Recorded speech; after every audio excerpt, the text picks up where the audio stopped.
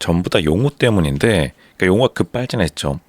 용우 초아가 가장 흥미로운 커플인데, 왜냐하면 두 명이 약간 처한 환경이 똑같고, 제가 미리 말했지만 초아는 용우에게 있어서 아빠를 뜻합니다.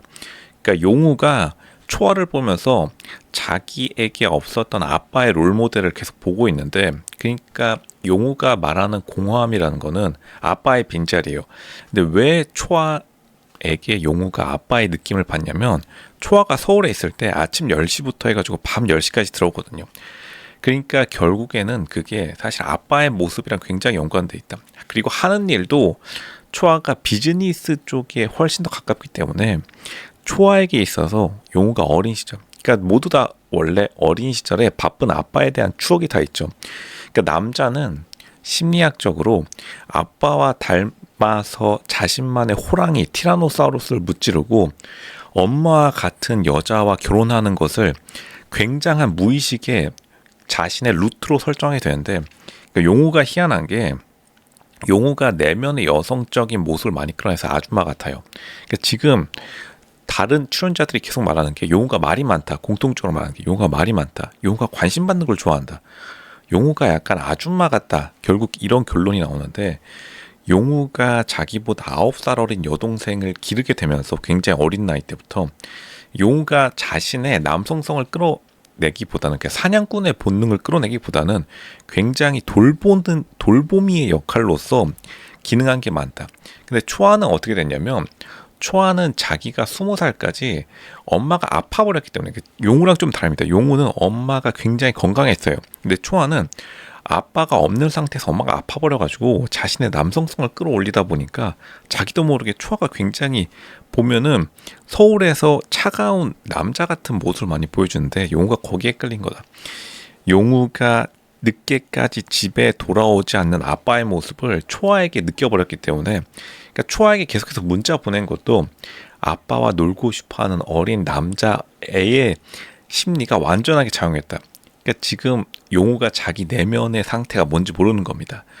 용우가 공허함을 느낀다. 왜냐하면 싱가포르 와가지고 초아가 일이 없어지니까 갑자기 여성적인 모습으로 돌아온 거예요. 아빠가 갑자기 여성이 돼서 돌아왔다. 용우 지금 혼란 100%온 겁니다. 용우가 자기 심리 상태가 뭔지 몰라요. 그리고 파일럿 항공업계가 이렇게 수동 공격적이라는 말을 들었는데, 거기다가 용우가 파일럿이기 때문에 수동 공격적인 언어를 많이 해서 지금 소름이 돋는 언행을 많이 했다, 제가 말씀드렸습니다. 역시나 초아도 똑같이 느끼고 있었다. 용우의 여성적인 무의식과 충돌하고 있고, 당연히 초아는 어쨌든 간 여성적인 내면의 모습을 가지고 있으니까 용우의 여성적인 모습과 초아가 싱가포르 와가지고 일 없어져서 놀게 돼버리니까 초아에게 원래 있었던 여성적인 모습이 빵 충돌하면서 자석이 밀어내듯이 밀어내는 거예요. 로션님 정말 대단하시군요. 어떻게 하셨죠?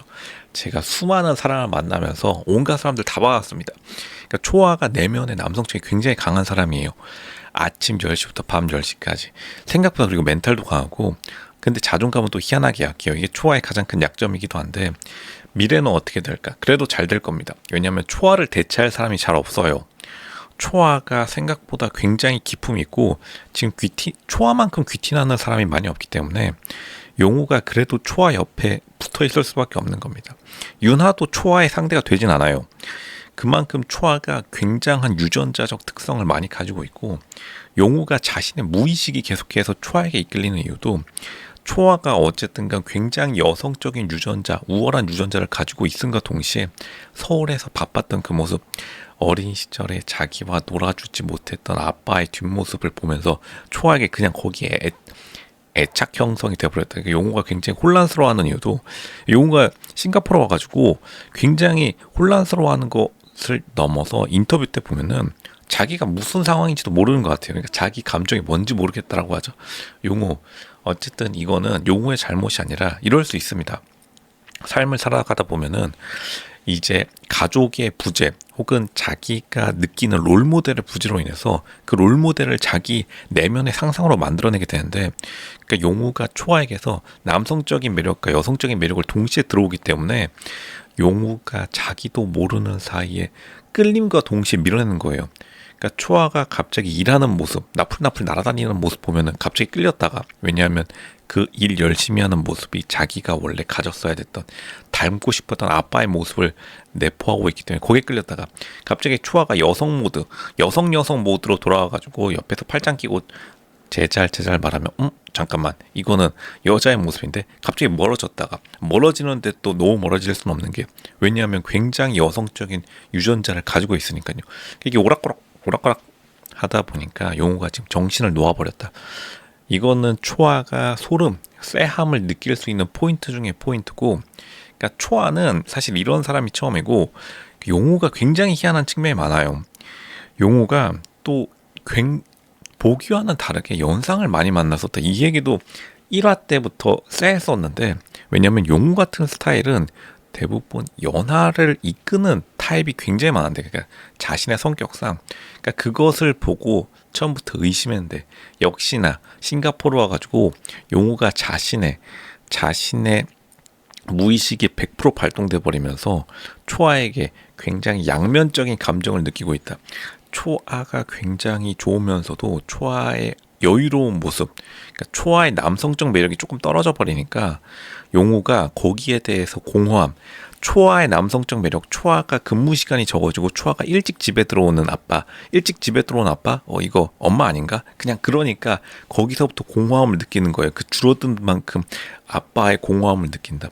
그러니까 용우가 지금 굉장히 곤란한 상황입니다. 그리고 이거는 엘리트에는 두 가지 종류가 있어요. 그러니까 용우가 또 특이한 게, 용우 같은 스타일은 사실 비즈니스 엘리트에 더 적합합니다.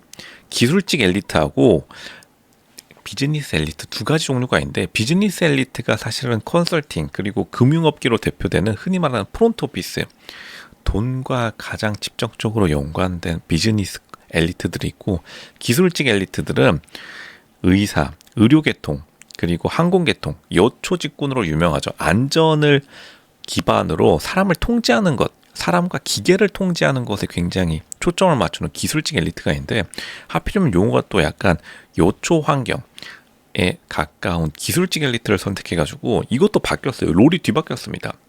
그러니까 용우가 오히려 금융직 혹은 컨설팅이었으면 훨씬 더 사람에게 적극적이고 수동 공격적인 행동을 안 보여야 되는데, 왜냐하면 이제 사람을 만나는 비즈니스 엘리트 같은 경우에 수동 공격하면은 그 자리에서 제가 말씀드렸죠. 사장단 회의 때 결재판 날라오거든요.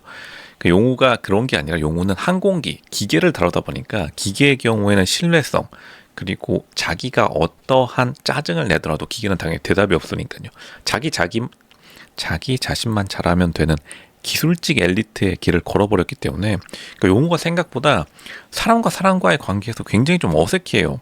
이거 처음부터 느꼈었는데, 이제 싱가포르와 같이 그냥 하루 종일 다 같이 붙어 있으니까 다른 사람에게 또 말이 나오기 시작한다.